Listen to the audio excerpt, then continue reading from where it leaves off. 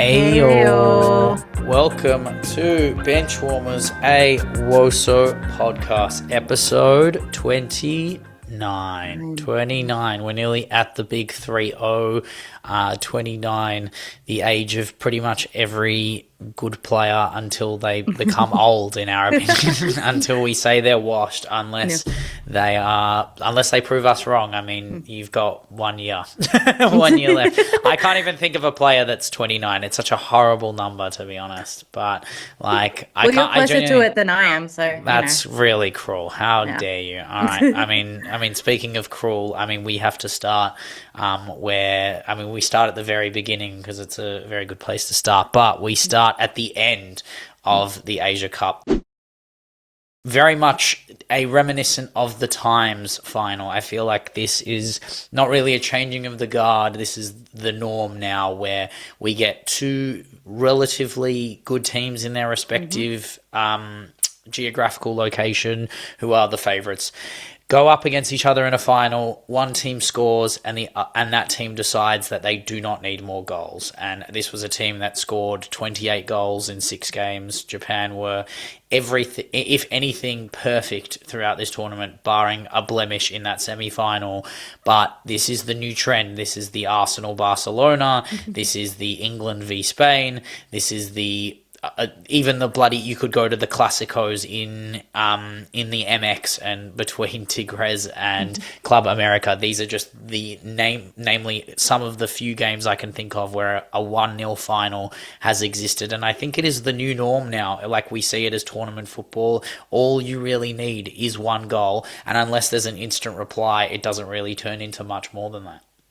Well, I think that it's a sign of maturity in the game. I think a lot of the times previous to this, even thinking back to Champions League, but also thinking back to World Cups, it became gilded edge stuff. Everyone wanted to score goals really early, and then we saw late drama at the end of games. And now we're seeing far more game management in especially tournament football. I think Japan were a bit of an outlier in that I haven't seen a team so dominate a tournament up until the final, in terms of goals, in terms of attack. And so when they came and they played Australia, and you could see both teams wanted a goal early, but I feel like Japan knew when they could get that goal that they would do the responsible thing in tournament football and sit back, versus Australia, who, in my opinion, I don't know what they would have done if they had scored a goal early.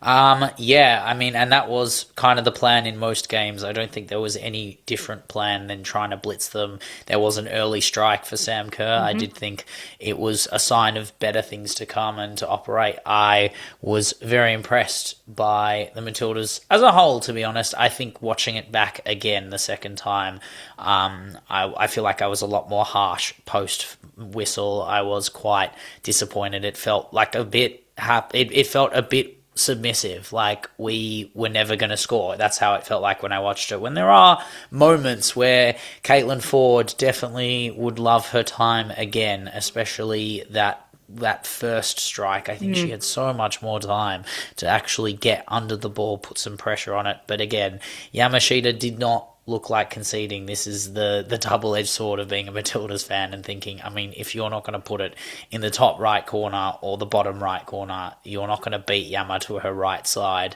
You're not going to beat her near post. You have to put it in the corner, or you're going to drag it wide, right? And that's what happened with one of those strikes. Two of them hit the keeper. Nothing to it. But the big moments of the game, I think, barring the absolute wonder strike from Hamano, where she will get our time and credit and plaudits, from a Tilly standpoint, would be the moment EVE had at the edge of the box, where that sub was for Mary Fowler, and I think if Mary Fowler was still on the field, that's a goal. That's just a goal, and there's no excuse for that. I even think that there was that moment where they took off Hasegawa, and I was thinking to myself, all right, well, this is our chance. This is the moment. You keep the world class players on for another 5 minutes. Just delay your subs by 5 minutes, and then give them the chance to win this game. And I mean, obviously, you have a firmly held conviction you're going to make the decisions you want, and that's fine. But I still think there was no way EVE was going to be the savior in this final. I know that's harsh to say, but the reality is that decades of experience doesn't break down a low block. That's not how this works. And Alana Kennedy did have her moment. That header in the 87th minute, Yama made it look very easy. It definitely wasn't wide enough. It wasn't. It was hard enough. I think it was like a powerful header, but she'd also like her time again to head that ball properly into the corner. You mentioned Yamashita before. I think that she was incredibly lax in especially in the early stages of this game when she handed Caitlin Ford basically a goal. And I saw a lot of post match comments by Caitlin Ford basically blaming herself. I wouldn't say that this is on an individual player, although I can understand that this is her job and this is her role. I think what it comes down to is that experience, and I think what it comes down to is the class of player. But I also think that there is a manager in Nils Nilsson who trusts his players so much so that he's willing to take off Yui Hasegawa at the end of a game in only having a 1-0 advantage versus Joe Montemurro, who I love Joe Montemurro, but some of his substitutes throughout the tournament have then come to pass in this game. And we're seeing players come off who shouldn't be coming off and players coming on who shouldn't be on. I don't understand. You need a goal and you're putting on midfielders. And I understand Claire Weir is a baller, but she probably should have started this game versus someone like Minnie Gorry or someone like Alana Kennedy, who sure has done it. But at some point, you need to recognize Holly McNamara is there. Michelle Heyman even is there. These are game winners. Alana Kennedy, Van Egmond are not game winners at these points in time. I will never. Again, I don't know enough from a coaching position. I don't work in that position, but this is the last chance for these players. Yeah. Why not throw the kitchen sink? There was no sink to throw, right? Like this is like when you have a game when you're bringing on player after player. Like China brought on everyone against us. Like Ante Milicic threw the kitchen sink at us. That's what you do when the game is on the line. When there's 5 minutes to go, you bring on the strikers. It doesn't matter if you cop a second goal. Fine, go out swinging. Till I die isn't 1-0. I'm sorry, that's not till I die. 1-0 is not till I die. 2-0, trying to chase the win and having Mackenzie Arnold in the up for the corner. That's till I die. You know who was till I die that game? Caitlin Torpy was till I die in that game, who like was running. When she's been played, that run to get that corner late on in that game, that's what this is about. And look, there are players that are going to stick around. There are players that know that was their last chance for an Asia Cup on home soil, 100%.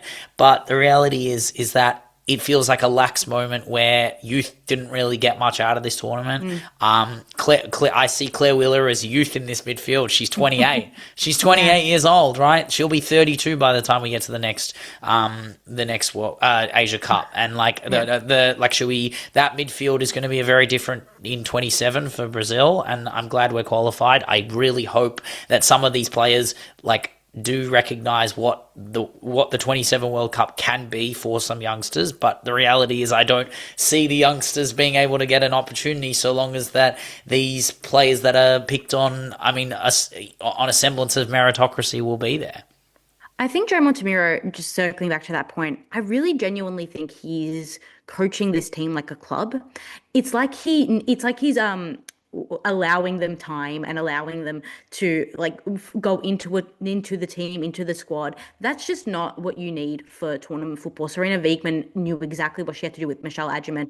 She had one cap before the Euros last year, and then she came on and was the difference maker. There is no need, as you said before, to be humble, to be reserved and conservative. You need to throw everything out there if you want to win a major tournament. And I think the saddest part, I'm not a Tilly's fan, but the saddest part is knowing that this team now, potentially the next major tournament they'll have is the Olympics in Brisbane in how many years, but they won't have a footballing tournament at home where they've gotten a trophy. And I do think that that's quite sad. The world-class managers don't don't work like that. Like, you're 100% right.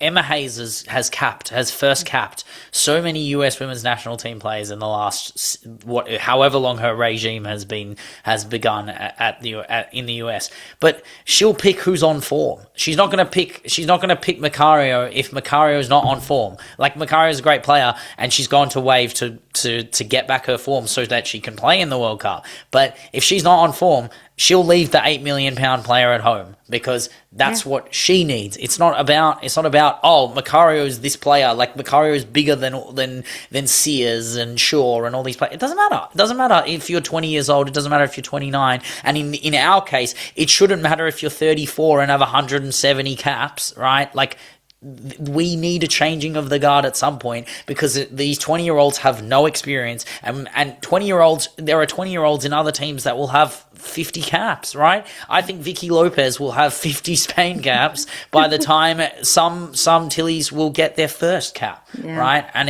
that's the point. We need to trust our youth system to build up players that are good enough to, go up against teams like Malawi, I guess. But if we can get into that, is there anything you really want to add on to the final? I feel like we didn't really give Hamano the credit, to be honest. That goal is amazing. Like, even but like after the goal, the way she was setting up chances, the flick-ons to I forgot her name. Ueki was in the goal, but there was one flick-on she did to the left back, whipped that ball in to Ueki, and Ueki headers it just narrow. It was just skinny, but that, like, Hamano was running the game on our right side, and our right side is much better than our left side, in my opinion. I think Torpy and Ford is probably a more tantalising pick to run at than Carpenter and Fowler, but they decided, nah, it doesn't matter who's there, we're going to run our game through whoever's on form, and Hamano got given the space and put that ball side netting, posting in. I don't think Tegan Mike is saving that, to be honest. I've seen Tegan Mike. I don't think any keeper. There is not many keepers in the world I'd back in to